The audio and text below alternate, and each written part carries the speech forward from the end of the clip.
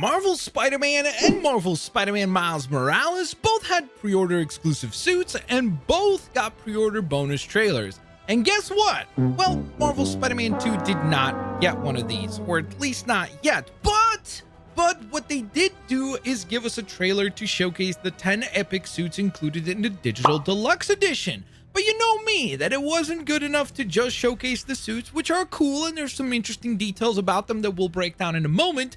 There's actually additional information that was really cool to see in the trailer as well. So this right here is going to be, of course, the breakdown of all the details and information that you need to know and maybe even missed in the latest trailer. Let's dive in. So the first thing I want to mention is, boy oh boy, what a difference gameplay makes. When we originally saw a lot of these suits as just little images on their promotional items, a lot of people, including myself, only had so much to work off. I mean, having that small little image, you kind of jump to conclusions about what the suit looks like. And I will say, a lot of these suits look a whole heck of a lot better when we see them in motion and part of some gameplay sequences. With that in mind, let's break down the suits and some of the inspiration behind the designs one by one, kicking things off with Peter Parker's suit and kicking things off with the Apunkalyptic Suit. This one is actually designed by Gerard Morantes, and of course it's essentially a what if Spider-Man was in an apocalyptic or post-apocalyptic environment where resources were limited and so was tech, and so he came up with this kind of makeshift outfit. And as far as that is concerned, they definitely nailed that particular aesthetic and design. It's not one of my favorites, but I certainly do like it quite a bit more than initially revealed. And speaking of suits that have grown on me, at least somewhat, here is the Stone Monkey suit, designed by Victoria Ying, heavily inspired by Chinese legends, and it is a suit that brings both acrobatics and a uniquely mischievous design to the world of Marvel Spider-Man 2, at least according to Insomniac Games. It's still not one of my favorites, but it certainly looks a whole heck of a lot better when we see it in motion than when we had that static shot.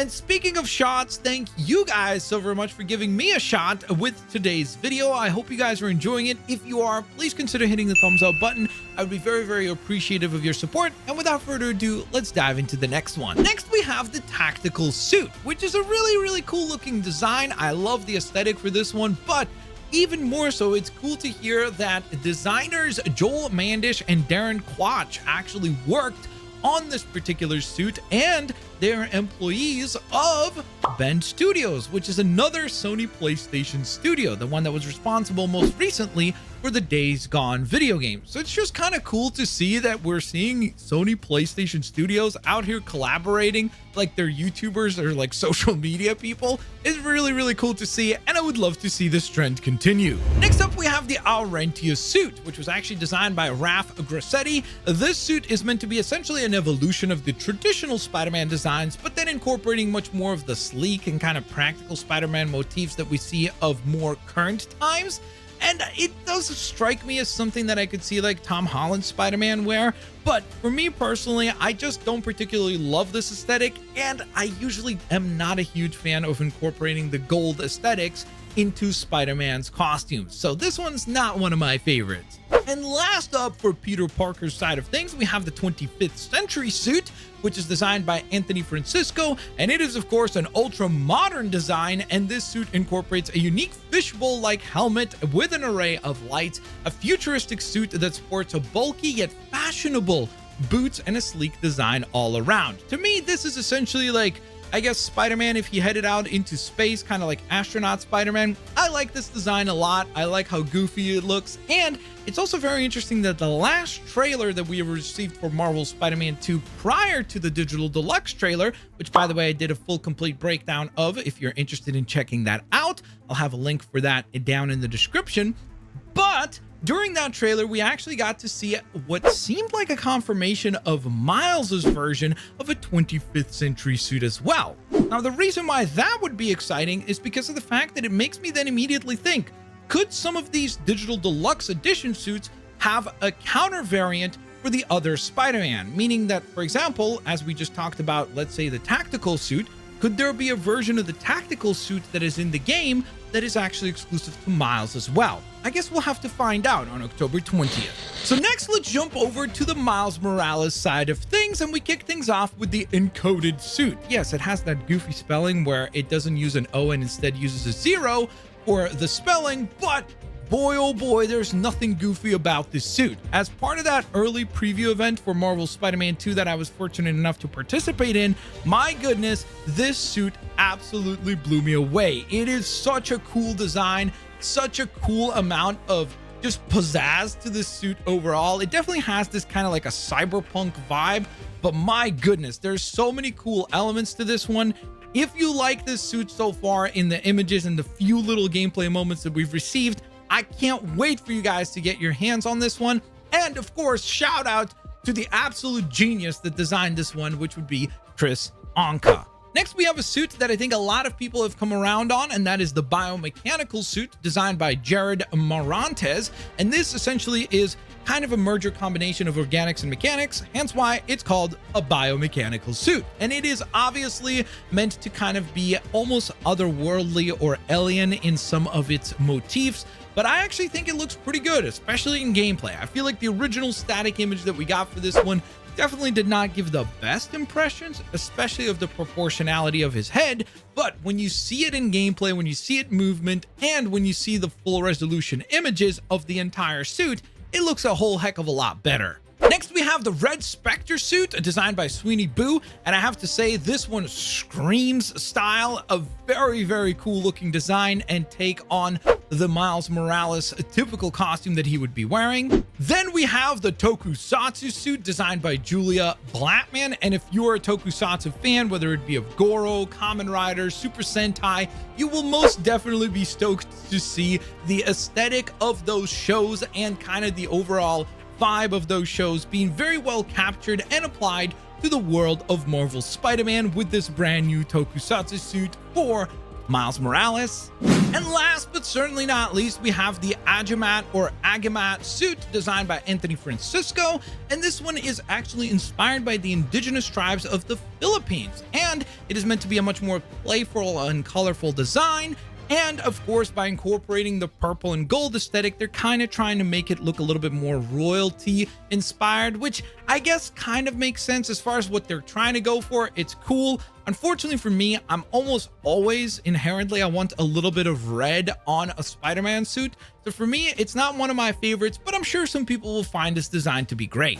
So we've run through all 10 costumes and we've given credits to all the lovely folks behind these costumes, but there's still plenty more to discuss when it comes to this trailer. Kicking things off with the fact that the entirety of the trailer has a brand new collaboration song from Earth Gang featuring Benji, which is actually titled Swing. And if you want to listen to the entire track instead of just about a minute and 10-second snippet, you can actually check out Marvel's Vivo page where they have the whole song available. And I gotta say, it's a pretty catchy tune.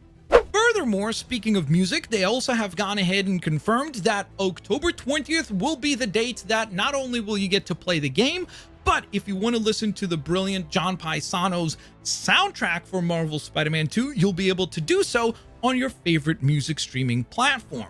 Next, I want to pay attention to the webbing, which I know sounds like a bit of an odd thing to bring up, but if we take a look at all the promotional images that Insomniac was kind enough to share with us, or the trailer itself, you'll notice once again that the webbing has got one heck of an upgrade. I mean, look at the amount of varied looks that you can see for the webbing design, including that very, very iconic spaghetti webbing aesthetic that has been made famous by Todd McFarlane. I feel like these images do an excellent job of portraying just the sort of variety that we'll be seeing in terms of what the webbing actually looks like in Marvel's Spider-Man 2. So next up, let's talk about some of the other cool details I spotted during this trailer. Kicking things off with this pier sequence, where it seems like our Spider-Men have a major rescue operation on their hands, and it looks like maybe like a huge ship has crashed and the propeller from said ship is basically creating a whole lot of havoc.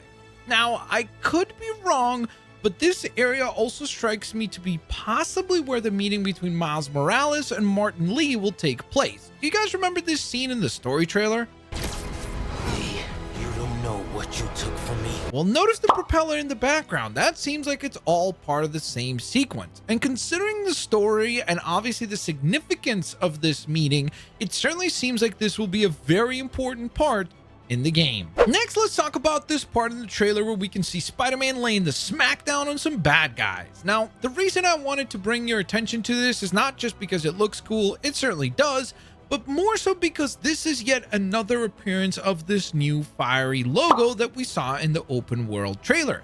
If you look on the t-shirt design of these henchmen here, you'll notice the identical same logo, making me quite certain that what we're actually seeing is a brand new faction of bad guys, and that they're probably all going to rally around their love of arson. Now, of course, naturally you then jump to, well, which Spider-Man will be at the head of this faction?